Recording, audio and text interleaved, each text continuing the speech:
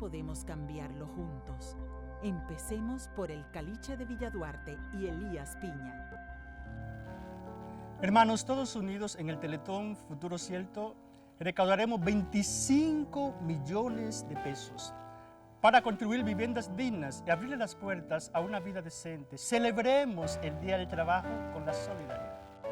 Domingo 1 de mayo, desde las 11 de la mañana, en el canal Televida. Fundación Futuro Cierto.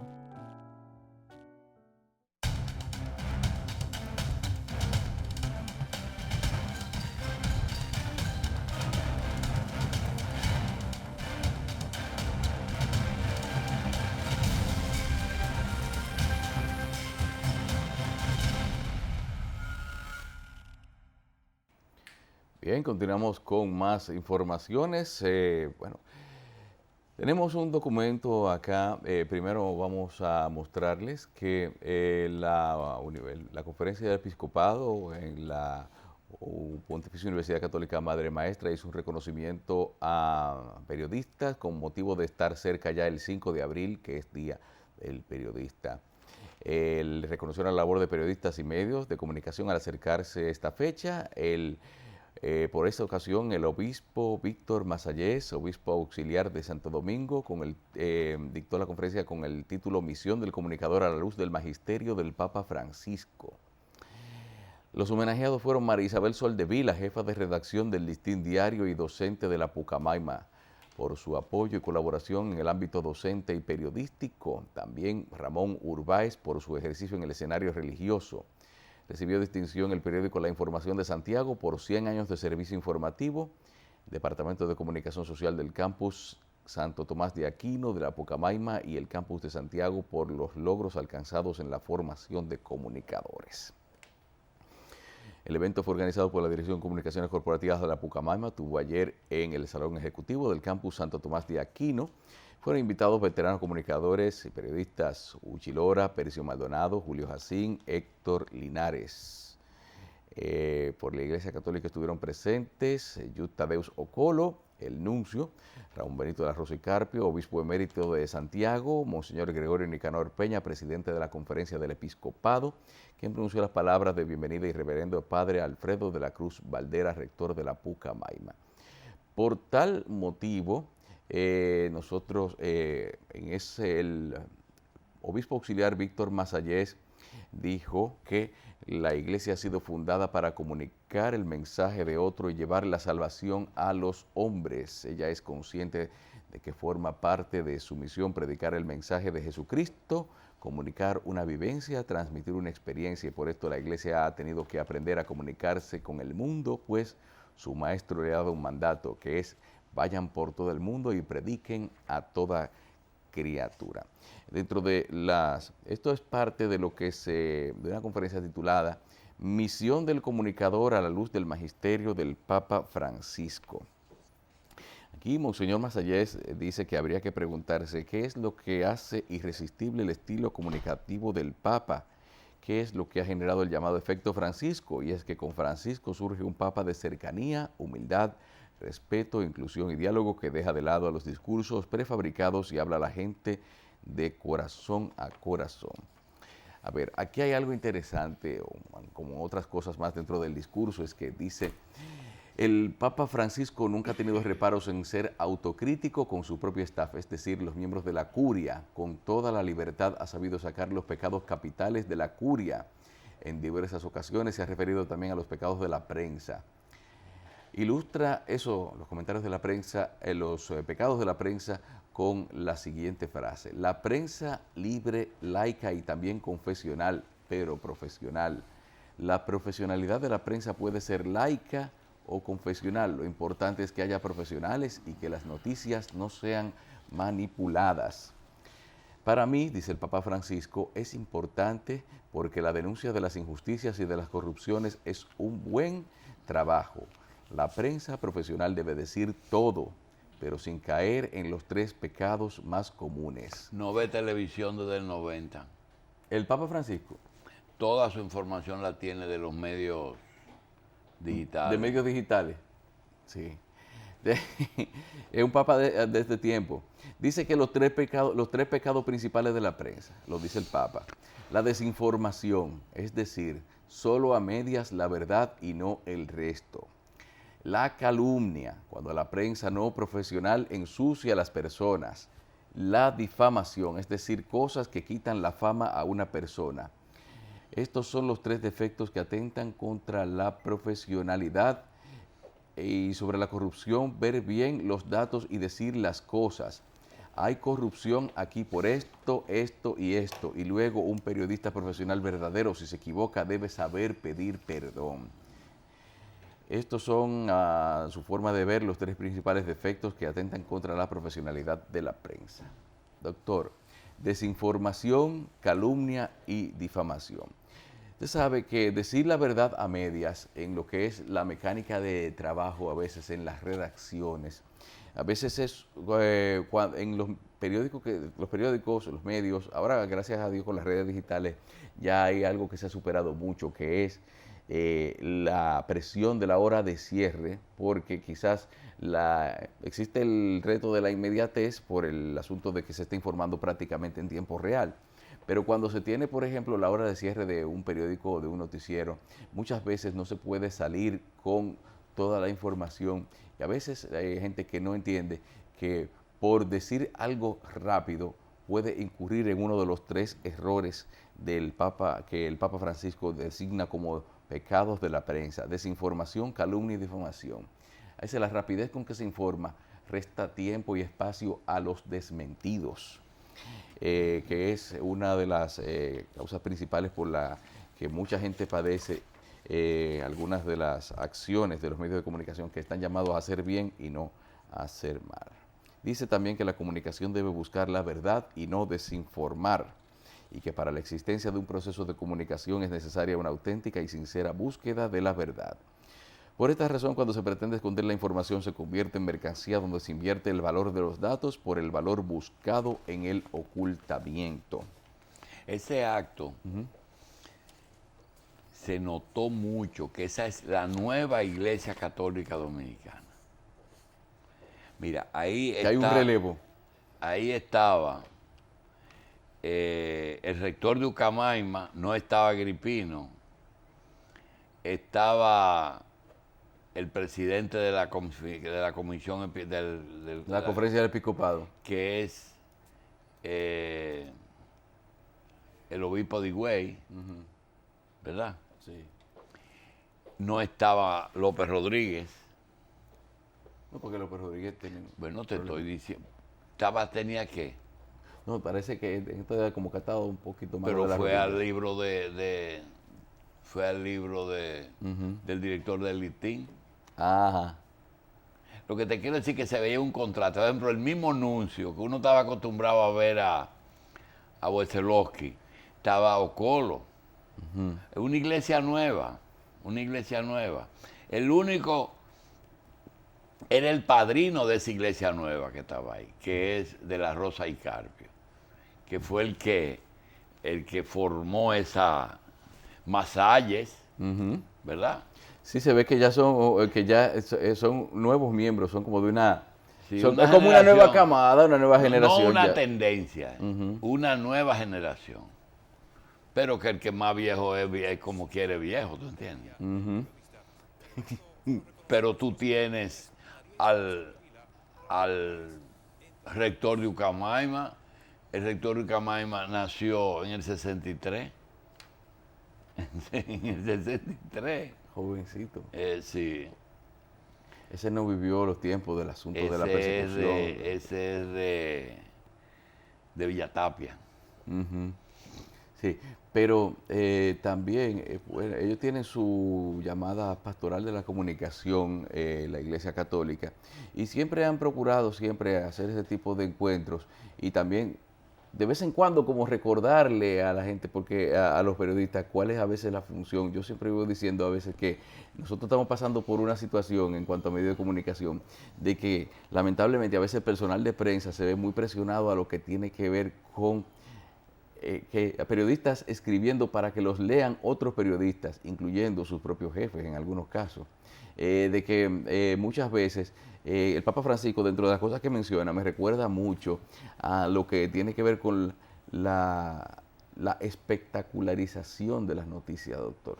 La forma Él lo de cómo señala que no debe ser eso. No, lo señala. Pero es que a veces ese asunto de darle a la gente lo que quiere, es decir, lo que queremos es ver rodar cabeza. Hay tratadistas de medios de comunicación recientemente que publicaron que realmente el fin último de un trabajo periodístico no necesariamente tiene que ser la destitución de un funcionario, porque puede ser que porque a veces la cobertura de un problema termina con la destitución del funcionario, pero el problema sigue ahí y sigue pendiente de resolverse en muchos casos.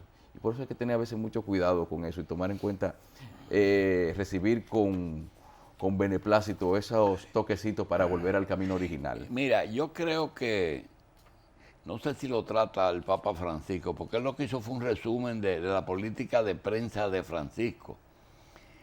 Pero hay un punto que es vital y es, yo creo que la prensa de ahora lo que anda buscando es dar un palo.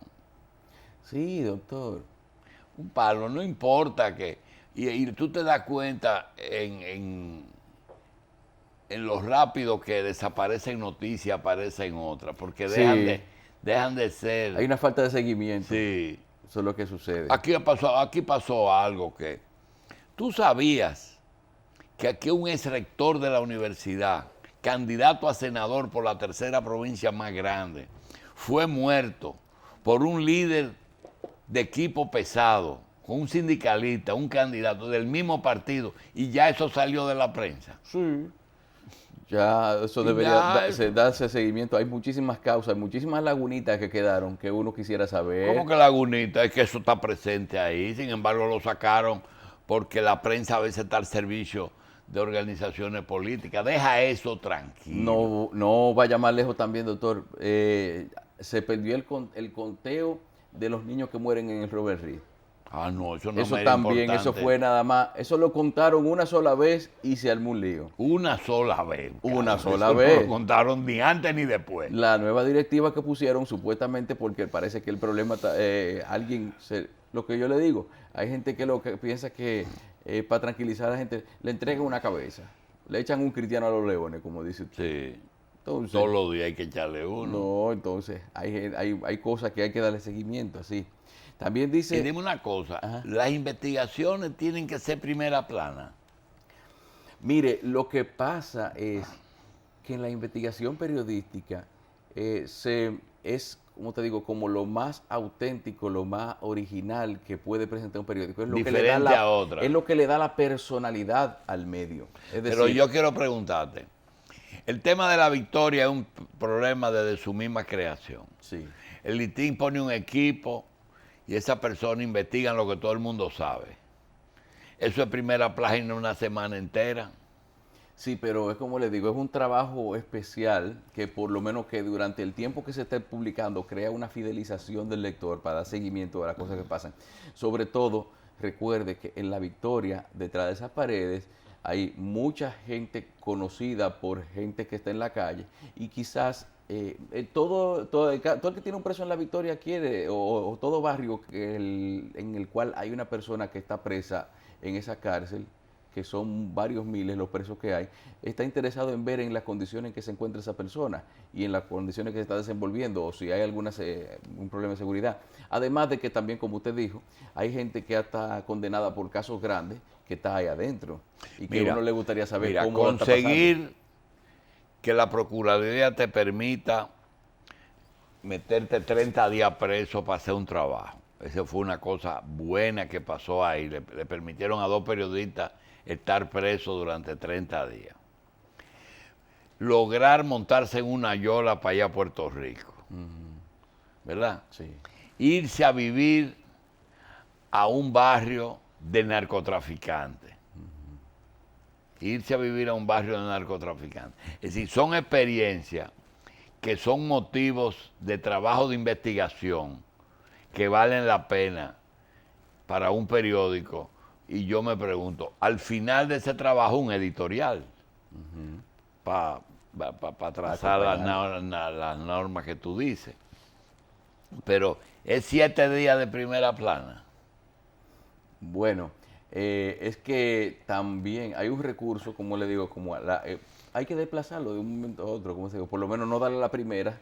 Yo digo que de los 29 días que duraron ese equipo de periodistas en La Victoria, por lo menos los 3 primeros o los 4 primeros puede ser que estén ahí, pero después lo bajan quizá a un segundo plano, a una columna, a un plano destacado dentro de la portada, porque un trabajo original, pero no necesariamente pueden restarle espacio a otras informaciones que sí son interesantes. Es como se da el caso en muchas ocasiones, se tiene un palo periodístico, se tiene una cosa que es revolucionaria, un asunto, una noticia que el periódico, que es una exclusiva del periódico y que le puede significar tener un impacto social. Pero a veces hay que desplazarla o postergar la publicación o guardarla para un momento en que la opinión pública esté más dispuesta a recibirla y darle el valor necesario. Le voy a poner el caso, la película Spotlight, de la que yo le estaba hablando a usted los otros días.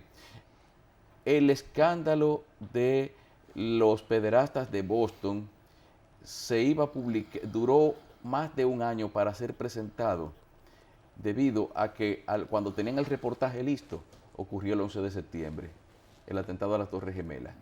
Y eso produjo un estado de ansiedad entre esos periodistas que estaban haciendo ese trabajo, que lo refleja muy bien la película, en el sentido de que ellos decían, pero es que si no se publica, va a haber cada día más víctimas, más niños abusados por sacerdotes. O sea, es decir, a veces, lamentablemente, en busca de esperar el momento adecuado para publicar una información, se deja que sigan ocurriendo algunos problemas que se van a denunciar. Mira, me decía Uchilora ayer algo que yo no me había percatado de ello.